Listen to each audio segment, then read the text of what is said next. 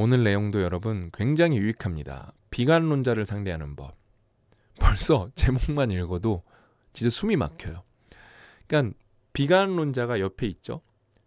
습관적 비관론자. 그 다음에 이렇게 염세주의에 찌든 분들, 세상을 약간 좀 삐딱하게 바라보는 거예요. 그러면서 계속 부정적인 말을 내뱉어. 안 될 거야. 해봐라. 되나. 택도 없어. 헛소리 하지 마. 계속 이런 식으로 말하시는 분이 옆에 있죠. 진짜 피곤합니다. 그래서 이분들이랑 어떻게 하면 잘 지낼 수 있는지 그걸 꼭 배우셔야 돼요. 오늘 그걸 제가 자세히 알려드리도록 하겠습니다. 본격적인 내용으로 들어가기에 앞서서 싱큐베이션 18기 다시 한번 소개해드립니다. 여러분, 싱큐베이션은 제가 좀 자신 있게 말할 수 있는데 우리나라 무료 독서 모임 중에 제가 볼 때는 독보적 1위입니다. 심지어 어느 정도로 이 독서 모임이 좋냐면은 유료 독서 모임도 많거든요. 어떤 유료 독서 모임보다도 이 무료 독서 모임이 솔직히 좀 더 좋을 수가 있어요. 왜냐면은 여러분 18기예요. 18기. 저희가 여러분 이거를 굉장히 오랫동안 진행을 하면서 노하우도 많이 축적했고 그러면서 여기에 이미 굉장히 오랫동안 활동한 분들이 계세요. 그래서 그분들 수준이 굉장히 높게 올라왔기 때문에 그런 분들이랑 나중에 줌 토론하고 서평 같이 이렇게 보면서 이야기도 나누고 너무 좋습니다. 진짜 너무 좋아요. 그 다음에 1년에 한 번 싱큐베이션 오프라인 행사가 있거든요. 그건 이제 싱큐베이션 참여했던 분들만 참여할 수 있는 어떤 신청 권한이 있습니다. 그게 또 자석이 이제 제한이 됐기 때문에 추첨을 통해서 하거든요. 그것도 무료예요. 너무 좋습니다. 진짜 너무 좋아요. 그래서 싱큐베이션 18기는 12월 23일까지 신청을 받고 있고요. 이제 이 영상을 유튜브에 업로드 된 거니까 12월 23일 이후에 이 영상을 보고 계시는 분들도 있단 말이에요. 그분들은 신청 링크로 들어가시면은 19기 모집을 시작을 했을 거예요. 그걸 미리 신청하시면은 다음에는 안 놓치시겠죠. 그렇죠? 그래서 기본으로 싱큐베이션 반이 있고요. 그다음에 힘 시리즈 반이 있고요. 그다음에 비기너 반이 있습니다. 책을 보시고 내가 만약에 독서 초보다. 그러면 이제 퓨처 셀프 인간관계로 뭐 설명이 필요 없는 책들이죠. 초명저들이죠. 그렇죠? 이걸로 이제 비기너만 하시면 좋을 것 같고 아니면 나는 좀 힘 시리즈를 공부를 해보고 싶다. 다 좋은 책들입니다. 그리고 유튜브에 다 특강이 있어요. 되게 읽기 좋으세요. 그다음에 항상 이제 저희 신간들이 나오는 싱큐베이션 반. 저는 항상 제일 강력 추천하는 게 싱큐베이션 반입니다. 그래서 이번에 라인업이 진짜 예술이고 보통은 책과 책이 상관관계가 없는 경우도 많거든요. 이번엔 다 연결됩니다. 기가 막혀요. 진짜 이거 연속으로 4개 읽으시죠? 내공 엄청나게 올라가실 거예요. 그리고 오늘 이제 소개해드릴 책은 직장생활 인간관계론. 이게 여러분 이번에 싱큐베이션 18기, 싱큐베이션 18기, 싱큐베이션 반의 두 번째 책이거든요. 이 책이 여러분 진짜 좋아요. 굉장히 수준 높은 책입니다. 그럼 너만 그렇게 생각하는 거 아니냐? 그렇게 생각하실 수도 있으시잖아요. 제가 정확하게 보여드릴게요. 애덤 그랜트 교수님. 그랜트 교수님이 뭐라고 말씀해 주셨냐면은 추천을 해주신 거예요. 함께 일하기 어려운 관계를 긍정적이며 보람 있는 관계로 전환하는 방법에 관해 가장 쉽게 소개하는 책이다. 애덤 그랜트 교수님이. 그다음에 두 번째, 이분이 대박이에요. 제가 추천하시는 분들 중에 애덤 그랜트 교수님은 자주 보는데 데니엘 골만은 진짜 처음 봤어요. 제가 되게 잘하는 분이거든요. 왜냐면 관련 책을 읽어서 개인적으로 아는 건 아니고 책을 많이 읽어서. 이분이 여러분 어떤 분이냐면은 데니엘 골만이 우리가 EQ라는 말을 쓰잖아요. 되게 자주 쓰잖아요. EQ. 쟤는 좀 EQ가 딸리는데 이런 말 쓰잖아요. 그 EQ를 대중에게 퍼뜨린 분이에요.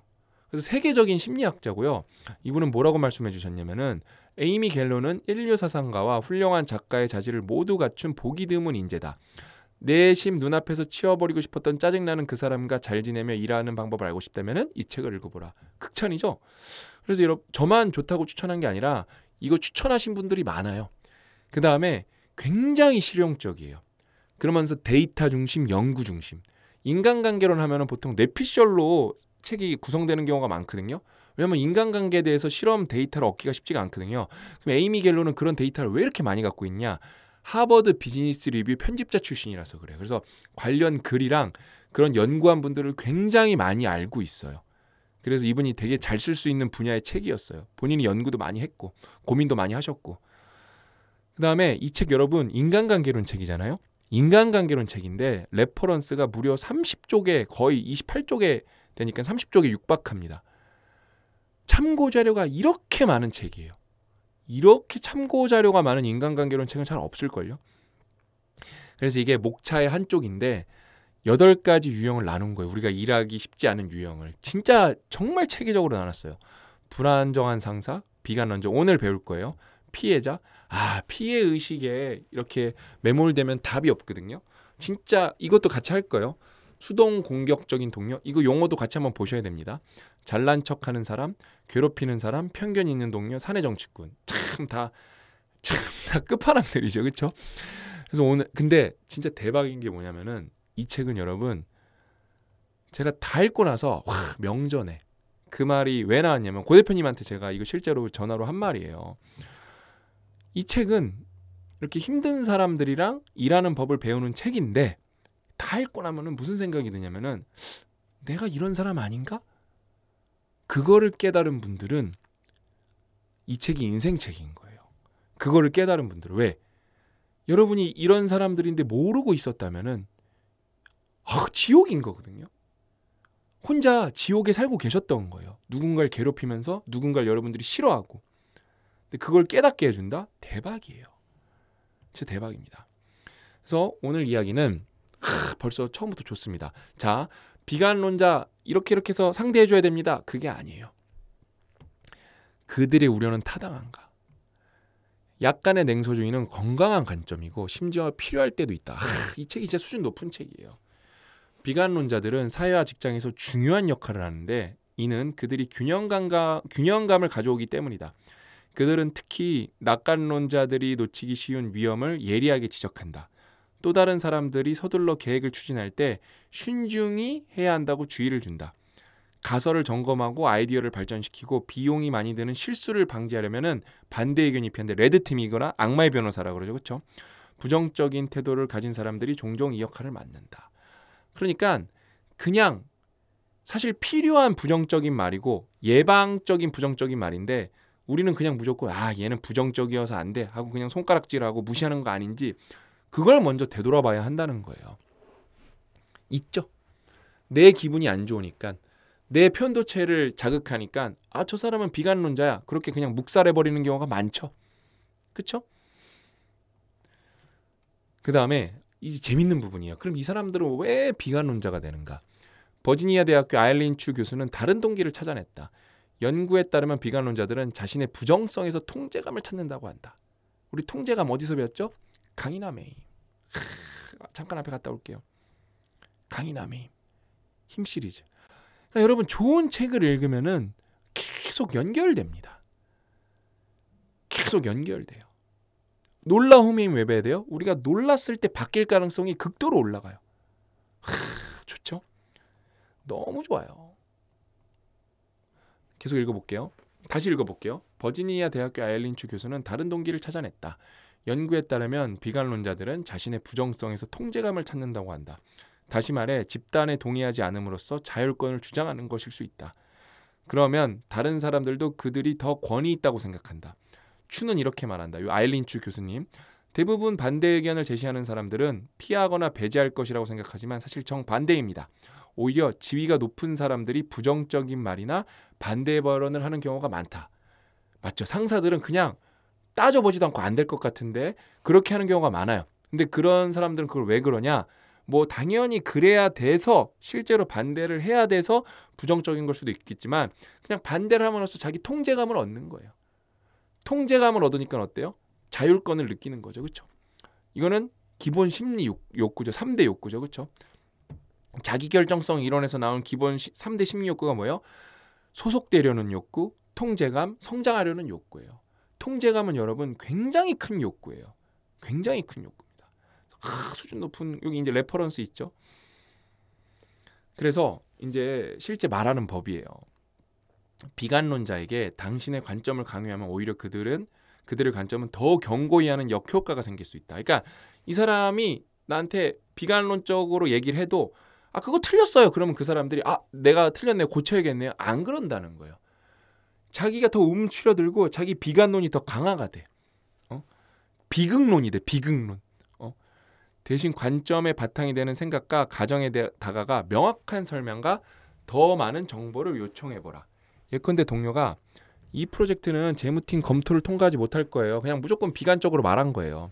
라고 말한다면 그렇게 생각하는 이유를 설명해 달라고 하자. 그러니까 이 사람이 비관적으로 말했다고 해서 안 될 건데요. 그럼 그렇게 짜증을 내지 말고 왜요? 이걸 물어보는 거예요. 흥분하지 않고. 그 다음에 추가적으로 그럼 어떻게 하면 통과할 수 있을까요?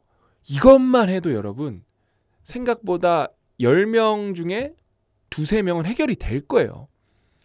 이 프로젝트를 승인받으려면 어떻게 해야 할 거라고 물어보자. 이런 질문을 할 때는 되게 중요한 거예요. 무시하거나 잘난 척하는 것처럼 보이지 않도록 말투를 최대한 좀 이렇게 소프트하고 부드럽게. 그래서 뭐라 그랬냐? 요거도 읽어볼게요. 그리고 이때는 하지만을 사용하면 굉장히 도움이 된다. 자, 이 사람이 그거 안 될 것 같은데요? 그러면은 그게 왜 안 돼요? 이렇게 싸우는 게 아니라 재무팀 심사 통과하지 못할 수도 있을 것 같아요. 못할 수도 있을 것 같아요. 근데 여기 하지만을 붙이라는 거예요. 하지만 지금 기초를 탄탄히 다져두는 게 좋아요. 내년에 기술 프로젝트를 더 많이 승인할 예정이거든요. 그러니까 그 사람이 말한 걸 동의해 준 다음에 하지만을 붙이라는 거예요. 그래서 그랜트는 비관론자를 상대할 때 활용하기 좋은 마법의 조합이 있다고 말한다. 물론 어렵겠지만 그 일을 잘해낼 수 있다는 자신의 생각을 분명히 드러낸다. 근데 그 일이 쉬운 것처럼 행동하면은 여러분들이 자신감을 드러내는데 무조건 된다. 쉬운 것처럼 드러낸다. 그럼 뭐예요? 여기랑 똑같은 거죠. 그러니까 잘난 척하는 것처럼 보이거나 무시하는 것처럼 보일 수가 있겠죠. 그렇죠? 그 일이 쉬운 것처럼 행동하면 비관론자는 당신의 말을 안 들을 거예요. 그래서 하지만 상대방이 왜 그렇게 느끼는지 이해하는 마음이 전달된다면 다른 관점으로 행동을 유도할 가능성이 커진다. 그래서 하지만을 써야 되는 거예요. 하지만. 그러니까 이 사람이 안 될 거라고 말하는 거를 생각해보니까 충분히 그럴 수도 있겠네요. 통과 못 될 수도 있겠네요. 그럼에도 불구하고 하지만 이렇게 말을 하시라는 거예요. 여러분 이게 별거 아닌 것 같죠? 근데 뭐 너무 당연한 얘기야? 절대 당연한 얘기 아니에요. 보통 비관론자 하면 우리는 무시하거나 짜증을 내요. 왜 그딴 소리를 하냐고 이러면서 싸움부터 하죠. 그래서 여기 굉장히 요것도 되게 중요한 거네. 제가 먼저 이거 읽어볼게요. 건설적인 냉소주의는 팀에 도움이 될 수 있지만 패배주의적 동료는 자신의 말과 행동이 다른 사람들에게 부정적인 영향을 미치고 있다는 사실을 모를 수도 있다. 그러니까 습관적인 냉소주의자인 거죠. 그렇죠? 그들이 이를 인식하도록 도와주자. 그러니까 상황 봐서는 왜냐면은 이 사람이 비관주의인데 의도적 비관주의가 아니라 그냥 패배주의적 동료여갖고 잘 모르는 거야. 그냥 습관적인 거기 때문에 자기가 부정적이라는 걸 모르는 거야. 그런 사람은 어때요? 이를테면 이렇게 말할 수 있다. 자꾸 그렇게 부정적인 의견을 말하면은 싸우는 게 아니라 저를 포함해서 팀원들이 힘들어집니다. 이걸 말하면은 또 10번에 10번 말한다고 다 해결되지는 않겠지만 10번에 한두 번은 또 해결돼요. 왜냐면은 모르고 있을 수 있다니까. 그는 그 사람이 충격을 받는 거예요. 진짜요? 이것도 되게 부드럽고 상냥하게. 되게 중요한 말이에요. 저는 실제로 이런 걸 해본 적이 있습니다. 있어요. 효과도 있었고요. 삼성 다닐 때. 삼성 디스플레이 개발실 근무할 때. 그래서 여기 이 책은 상황별 맞춤 매트가 챕터마다 무조건 나와요. 굉장히 실용적이에요. 그래서 이게 비관론자가 있어. 여기부터 읽어볼게요. 비관적인 동료를 자극하거나 소외시키지 않도록 올바른 단어를 선택하는 것은 매우 까다로운 일이다. 다음을 시도해볼 만한 몇 가지 표현이다. 그러니까 비관론자가 안 된다 그랬어. 그러면은 당신이 예상하는 결과를 막기 위해 우리가 뭘 할 수 있을까요? 안 된다고 하셨는데 그럼 뭘 해볼 수 있을까요? 왜냐면 습관적이기 때문에 거기까지는 생각을 안 하거든요. 그러면은 이것만 말해도 어떻게 되냐? 그냥 무조건 안 돼 해봤자 소용없어. 그러면은 뭘 할 수 있을까요? 그럼 일단 그 안 돼는 멈춰요. 이제 그러면은 최악인 사람은 이러겠죠. 할 수 있는 게 없지. 그런 말 하겠죠. 그래서 이제 계속 말하는 거예요. 그다음에 안 돼 그런 사람들한테 그러면 그럼 우리가 성공하려면 뭘 해야 될까요? 좀 알려주시면 좋을 것 같은데 요거를 그다음에 비아냥거리듯이 하면 안 돼요. 그다음에 빵빵빵이 마음에 들지 않는다면 상황을 바꾸기에 어떤 조치를 할 수 있는지 우리 의논해 봅시다. 제게 몇 가지 아이디어가 있긴 하지만 그보다 먼저 당신의 생각을 듣고 싶습니다. 그러니까 습관적 명세주의를 깨는 거예요. 그러니까 이 사람들은 관성이에요. 부정을 하는 게. 그러니까 그걸 멈춰 세우는 거예요. 일단. 이러면은 이렇다고 또 열에 10번 다 해결되지 않을 거예요. 근데 이 정도만 말해도 열에 한두 번은 해결이 돼요. 그다음에 볼까? 이거 진짜 무조건 이거 읽으신 분들이 많이 읽죠? 이렇게 됐다는 사례 무조건 나와요. 그다음에 그들이 자신의 관점에 갇히지 않도록 유도하기. 동의하는 부분도 있고 그렇지 않은 부분도 있습니다. 이게 여러분 세련된 말이에요. 그러니까 누가 안 돼요. 그러면 동의하는 부분도 있어요. 저도 솔직히. 근데 다 그런 건 아닌 것 같아요. 그러면서 두 가지 관점 우리 다 같이 한번 봅시다. 그다음에 당신이 뭘 걱정하는지, 왜 안 된다고 말하는지 알겠고 저도 일부는 공감합니다. 근데 이렇게 내리게 된 과정이나 이유를 조금만 설명해 주시면 좋을 것 같아요. 그다음에 세 번째, 왜 그렇게 불만인지 알겠어요. 지금 할 수 있는 일이 있을까요? 아니면 다음에 우리가 뭘 시도할 수 있을까요? 이렇게 차분하게 물어보라는 거예요. 저는 그다음에 이게 진짜 좋은 것 같아요. 저는 이거 보면서 이거 진짜 예술이다 이 책, 그 생각했어요. 관점 재승구상이 안 될 거야 그러면은 이게 왜 안 될지, 어떤 관점인지 궁금하네. 그러니까 안 되는 거 받아들여. 어떤 관점에서 안 되는 건지, 그 관점이 뭔지 좀 궁금하네요. 그 다음에 이것도 세련된 거예요. 단점을 캐치를 잘 하시네요. 진짜 맞아요. 우리가 이게 사실 취약점이긴 해요. 그럼 우리가 놓치고 있는 게 뭘까요? 그러면은 진짜 이 정도 하면은 그 사람이 극적으로 긍정주의자가 되진 않을 거예요. 근데 이 정도로 말하죠? 그럼 제가 어디까지 추론해 볼 수 있냐면은 습관적 비관론자가 그냥 비관론자로 약해져요. 약해집니다. 그 다음에 이거는 이제 예술이네. 뒤에 여러분 우리 마음의 기술 나오잖아요. 마음의 기술 배웠잖아요. 이거를 도돌이표처럼 끝까지 말해야 돼요.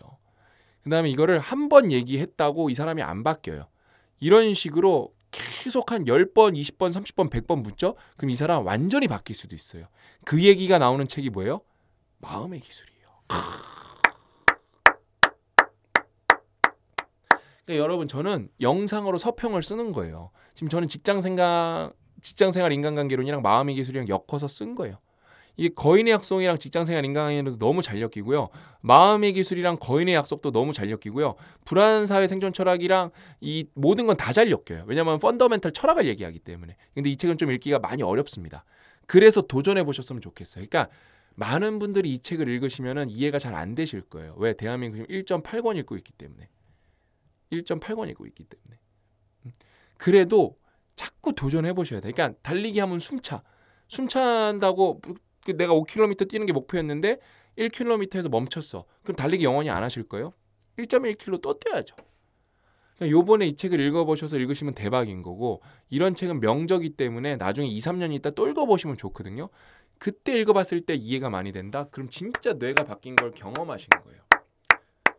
박수가 저절로 나오네. 그런 상황 상상하니까. 그래서 여러분, 싱큐베이션 신청이 12월 23일까지 자정까지입니다. 그래서 12월 23일 넘어서 이 영상을 보신 분들은 19기, 지금은 18기고요. 19기를 신청하시면 된다라고 말씀드리면서 저는 여기서 물러가고, 직장생활 인간관계로는 제가 2개 더 해드릴 거예요. 사실 다 읽어보셔야 돼요. 여기에 이거는 8가지 유형이고 추가로 내용이 또 있어요. 구체적인 방법론에 대해서, 그 다음에 나의 마음을 챙기는 방법론에 대해서. 그래서 무조건 다 읽어보셔야 됩니다. 아셨죠? 그래서 직장생활 인간관계론 꼭 읽어보셨으면 좋겠다고 강력 추천하면서 저는 여기서 물러가고 다음 시간에 또 알찬 내용을 찾아뵙도록 하겠습니다. 또 만나요.